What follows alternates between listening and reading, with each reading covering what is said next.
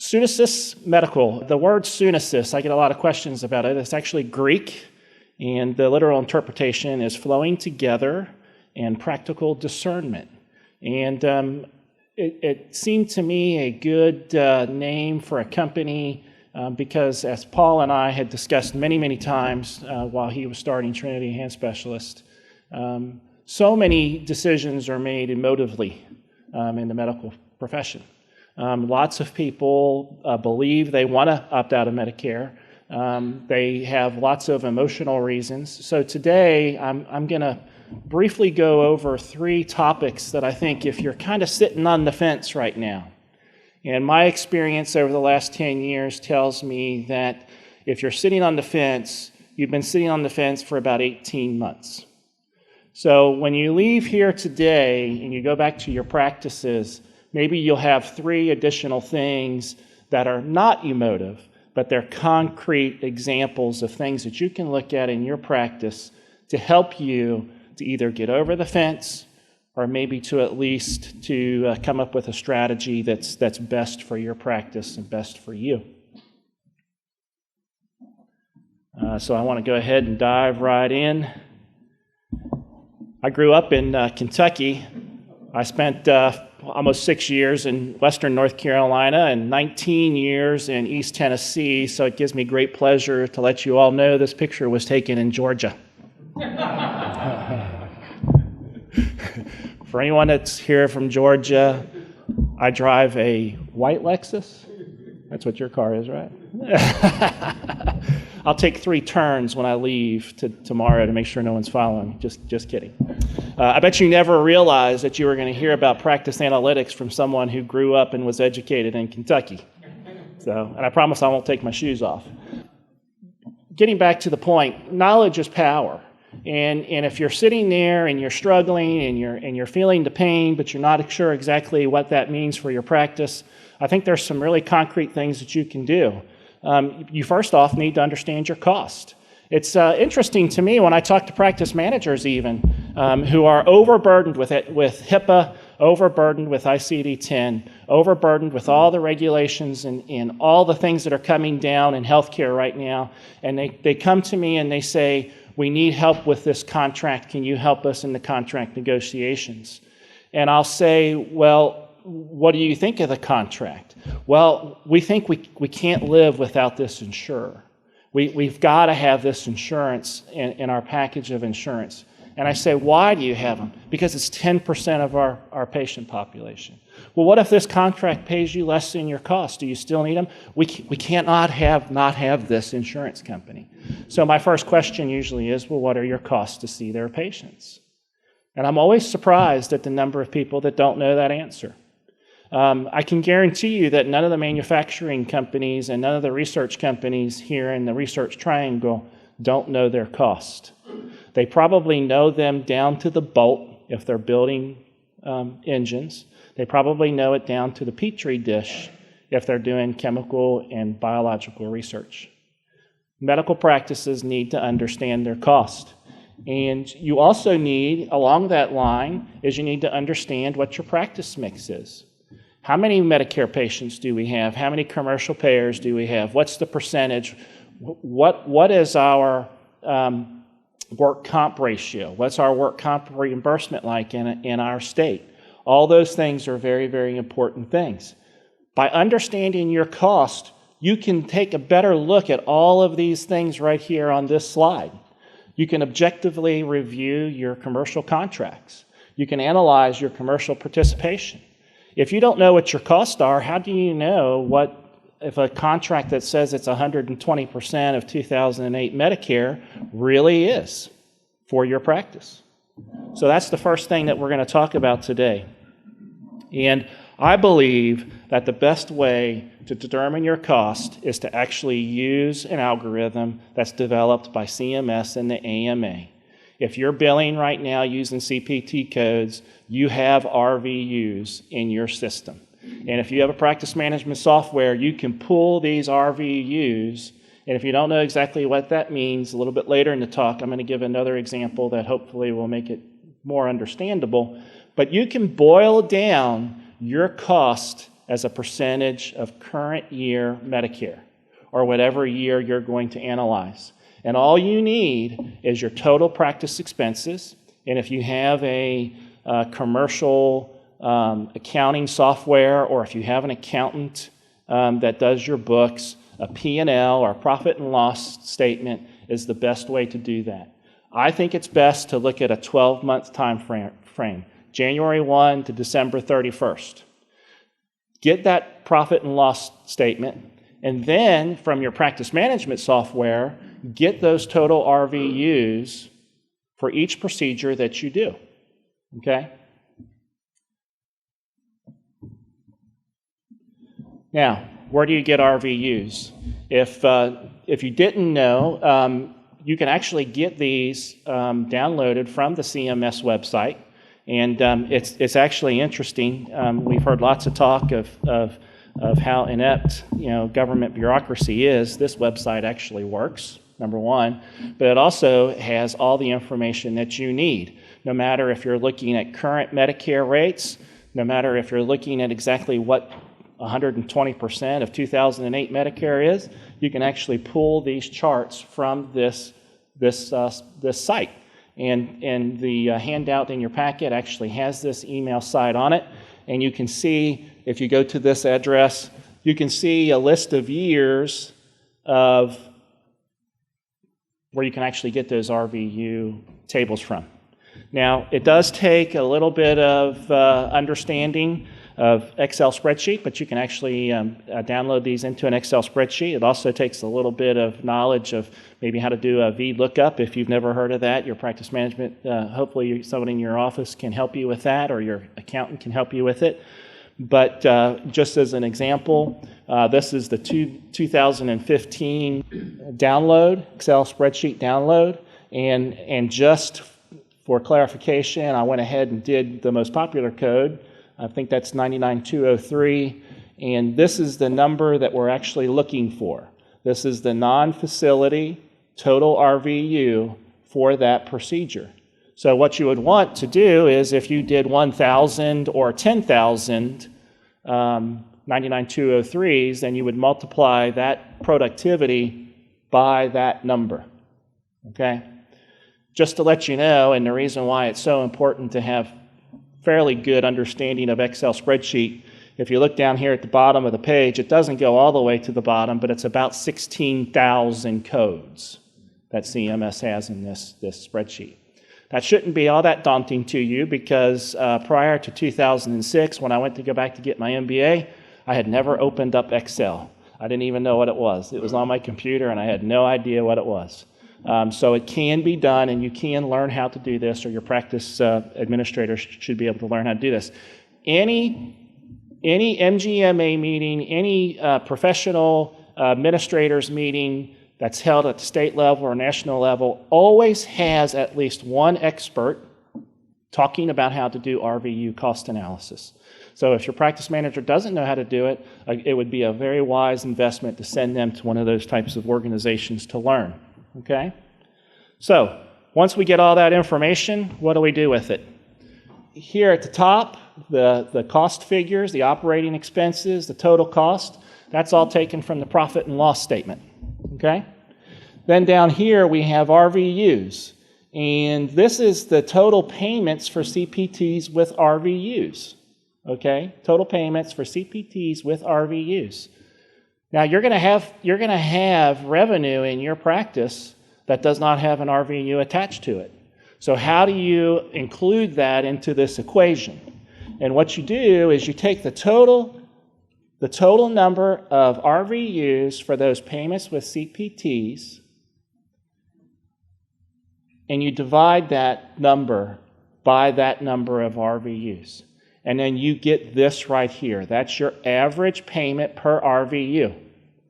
Then you take your revenue that's been collected from CPT codes, or like even things like charging for CDs of x-rays, if you charge attorneys or the state for records, you take that total number collected and divide it by this number, and you get an imputed RVU total. okay, based on what your average RVU is for those RVUs that you receive that you did get payment for, okay? So the total number of RVUs is right here.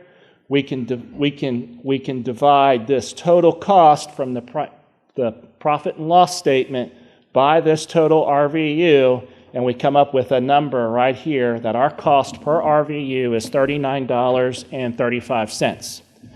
I just want to make sure everyone knows that this is kind of a fictitious example, but it's not unlike the practice RVU and the cost RVU analysis that I've done for practices now that I've been doing some consulting work.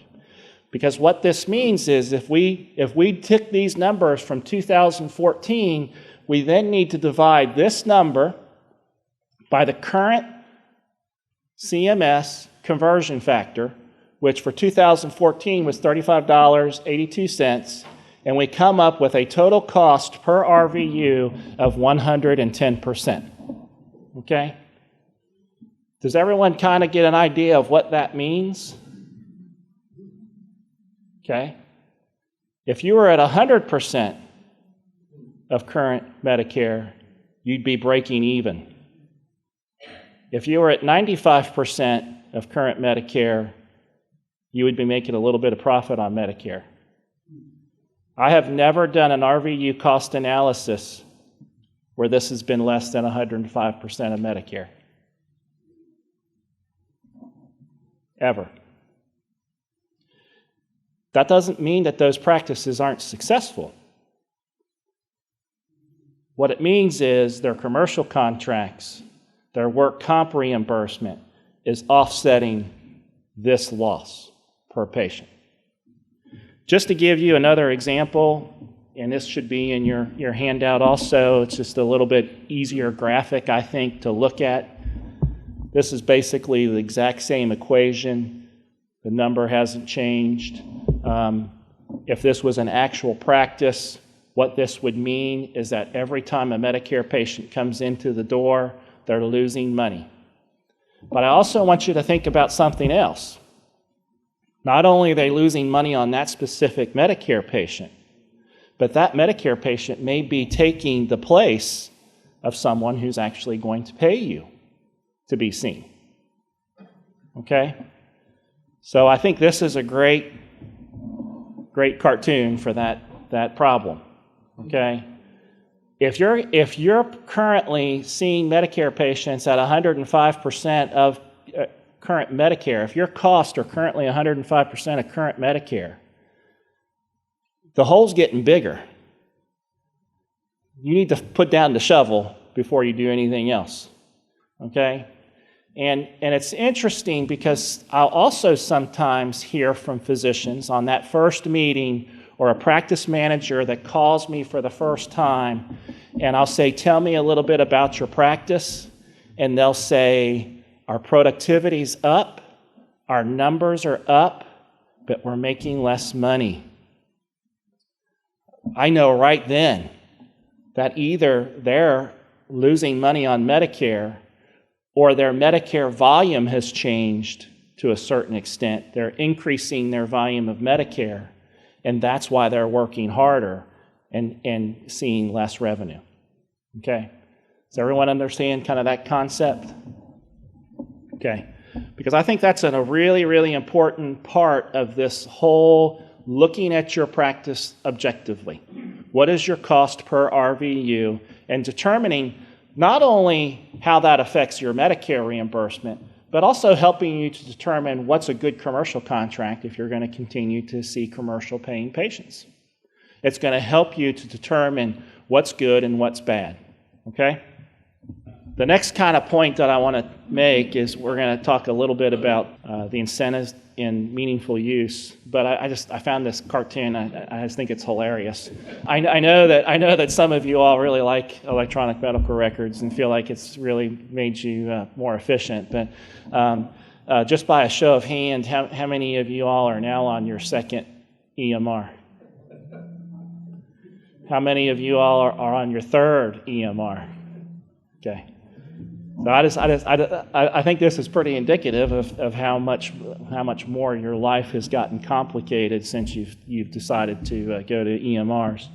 But I also want to talk a little bit about incentives and meaningful use. Is there anybody here in the audience that when all of this stuff came out in 2009 and 2010 that actually believed that the carrot was going to be bigger than the stick? Well, I can tell you it's not. Because this number looks really nice. And I know it looks really nice. But it's really also very interesting when you start to read some of the literature of what's been happening.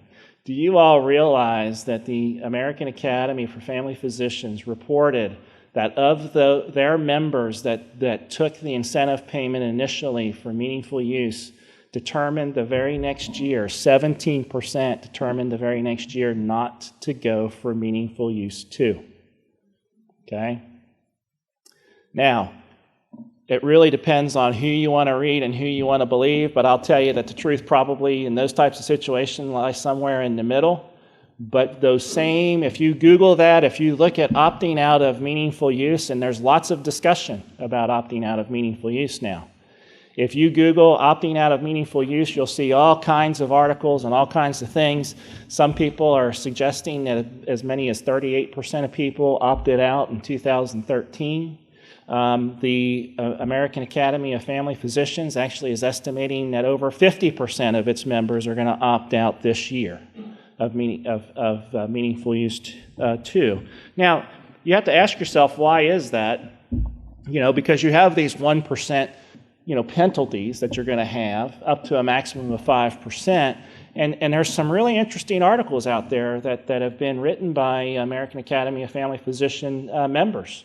And I think you ought to look at them because they look at what their total Medicare revenue is, and they've calculated what they're going to lose by not being in meaningful use. And they've actually determined and done a return on investment analysis, and they've actually determined that it's better for them not to be in meaningful use. And I saw this firsthand. I actually recently did a RVU cost analysis for a subspecialty group, 3 physicians, and I was going through their profit and loss statement, and I saw some things that I thought, well, this is really interesting. I need to call their accountant and find out what this is. And it was for the prior year, and they had a line item for consulting, $10,000. And I called her up and I said, what's this $10,000 consulting? Is this a professional fee that you've paid to you and to an attorney, or what is this? And she said, no, that's what they paid for the meaningful use consultant. And I immediately said, I need to charge more. But not really. But so I contacted the practice administrator and I said, let's talk a little bit about what it cost you, because I already had all the numbers. Let's talk a little bit about what it cost you to meet meaningful use. And we ran the numbers, and they actually lost $13,000 by doing meaningful use, even when we factored in the potential for lost revenue on that 1% on their Medicare patients. So I think if you're really, really driving hard to try to get meaningful use, and your practice is driving really hard to get to meaningful use, you really need to think about several things. What have you paid in overtime? What have you paid in CME for your staff? What have you been paying in IT upgrades to meet meaningful use? And something that's a little bit more difficult to actually quantify is how much more time as a physician have you spent not seeing patients and attempting to get meaningful use? And I think when you run all that together, this is like a small tsunami. It's starting to build and build and build. I actually spoke at an executives, healthcare executives meeting in April, and they were actually invited me to talk about opting out of Medicare. 2 years ago, they told me I was crazy, that no subspecialty could opt out of Medicare. Last year at the meeting, they came to me and asked me if I would come this year and do it. So I did it, and I used this slide. And I actually asked the group of 125 people, about how many have already decided not to do meaningful use 2. Half the people in the audience raised their hands.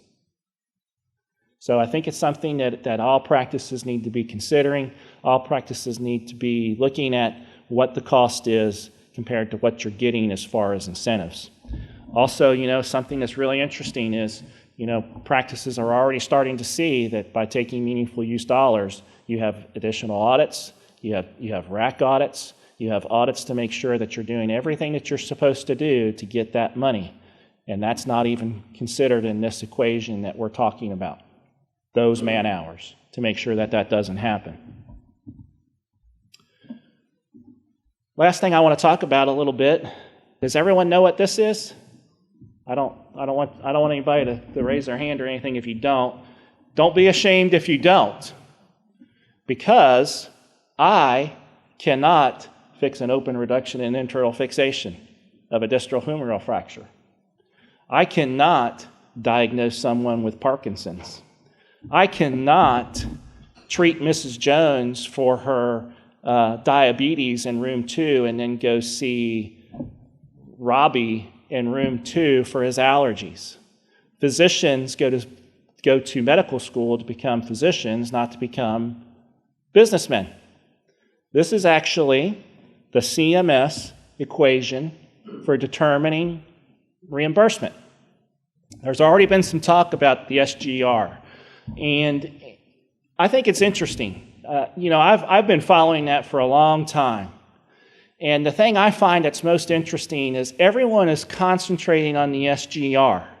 Everyone has been talking about it. Even our representatives for Washington will come to Johnson City and hold town halls talking about how wonderful it is that there's been SGR reform. Do you know what part of this SGR affects? This right here, the conversion factor. Okay? Look at all this other stuff that they can play around with to change reimbursement. And I have a great example from the world of hand surgery. Okay? What the difference is between a non-facility and a facility payment. All of this is done not because the conversion factor is different, but because the practice expense, RVU, is different. And look at the difference in reimbursement. And again, this is a Medicare. We're not colluding. This is something that Medicare publishes. And anybody in the United States can, if they know how to find it, can find this code. And this is for the state of Tennessee. But in the state of Tennessee, if you do this procedure in your office, you get $218.35. If you do it in the hospital or you do it in an ambulatory surgery center, it's $124.86. So there's much more that goes into reimbursement than just the conversion factor and the SGR. And also, by the way, the SGR fix will increase the conversion factor by 0.5% next year. How many of you all have had 0.5% increase in cost to your medical practice in a year? Somebody really smart aleck back there is raising their hand because they're opted out and do cash only. Okay? Of those that see Medicare, how many have seen a 0.5 increase in their cost? I would be willing to bet none of you have. Okay? It gets better, I'm sorry to say. I think this is great. I don't know if this is kind of what I picture as the SGR, and maybe some of y'all know who this is, but if you don't, I'll tell you. Does anybody know who that is? If you have 20-something-year-old kids, you might know who this is, but I'll give you a hint. He's an eggplant. My daughter's 21, and she loved this cartoon when it came out, and this is the fib from outer space, okay? And what happened is one of the characters told a little fib, and it started out very little. But the more they told it, the bigger the fib got. And that's what I think the SGR is. It's the big fib. Because recently I did an RVU cost analysis for a group in Florida, and I started looking at things, and things just weren't, in my mind, I just couldn't grasp why things were so different. And I decided, I actually called them and said, what I'm going to do? I'm going to do a retrospective of your practice. I'm going to take your practice's productivity for 1 year, 12 months. And I'm going to run that same exact productivity through 2011 Medicare, 2012 Medicare, 2013 Medicare, 2014 Medicare, and 2015 Medicare, and I want to see what happens. Are you okay with that? And they said, yes, we'd like to see what that happens too. So we're entering the world of make-believe, but we can only enter the world of make-believe because, again, we're talking only about Medicare. We're pretending that this group did nothing but Medicare. And this is what the result would be. Okay? What happened in Florida to the conversion factor during that time? Really and truly, it actually looks pretty good. It went up a little bit, came down a little bit. But actually, it's pretty flat, maybe up. If you were going to put it on a graph, it'd go up a little bit.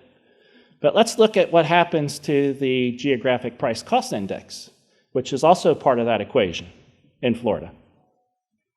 So in Florida, these three parts of the equation, work geographic price cost index, stayed consistent at 1.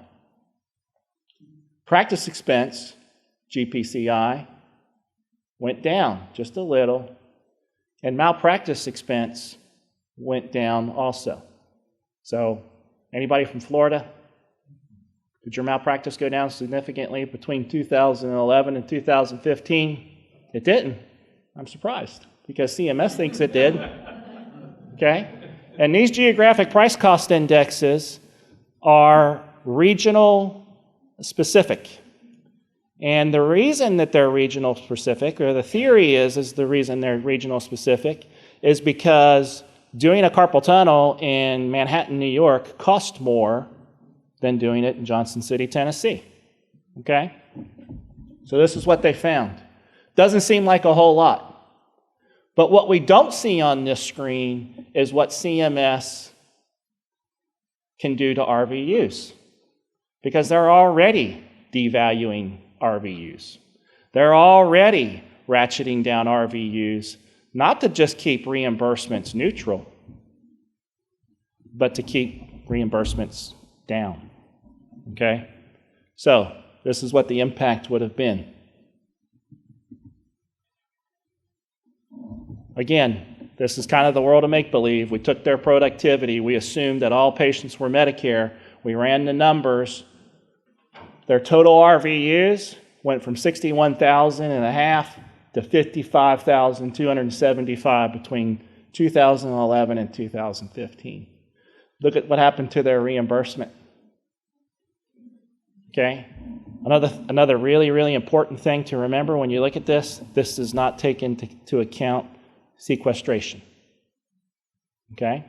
So you can add 2%. So anyone out here that's worried that by not doing meaningful use, you're going to take a 1% discount on your Medicare, you're already taking a discount on your Medicare. Because your total revenue is going down on your Medicare patients.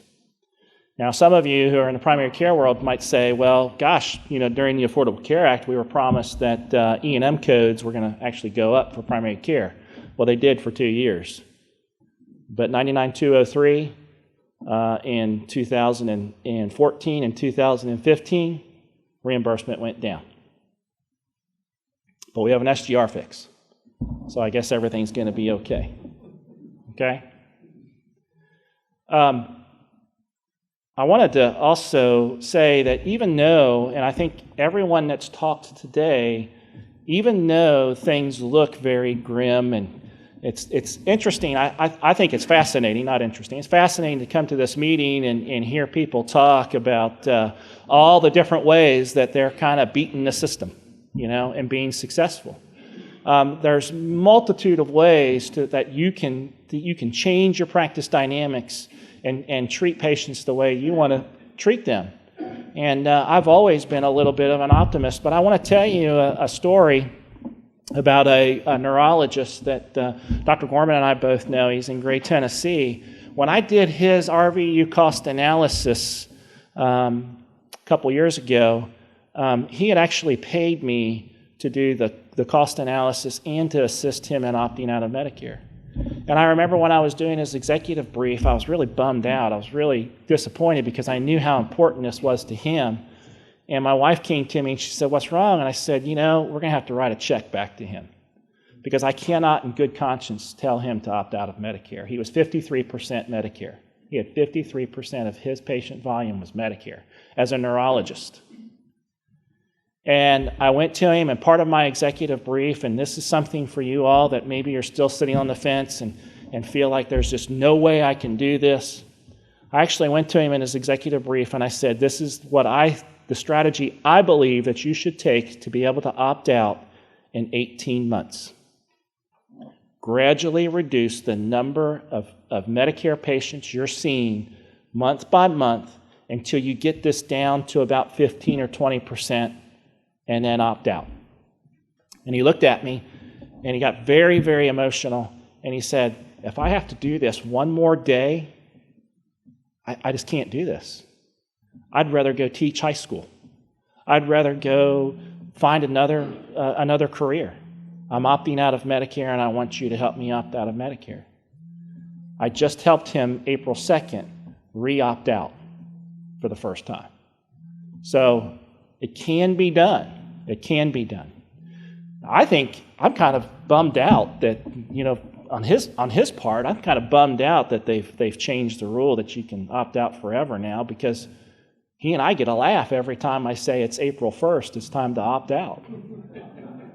So, but I do believe that all of us have been in healthcare long enough that we know that it's the successful aren't those that sit back and do nothing.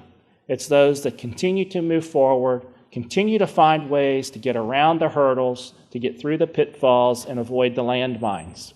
So I kind of think that, most of us are probably right here. I don't think any of us are right here.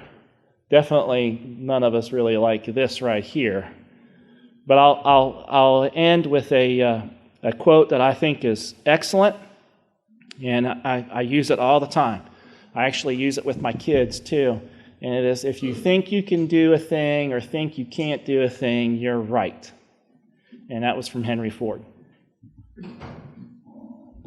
So we'll answer any questions anyone has.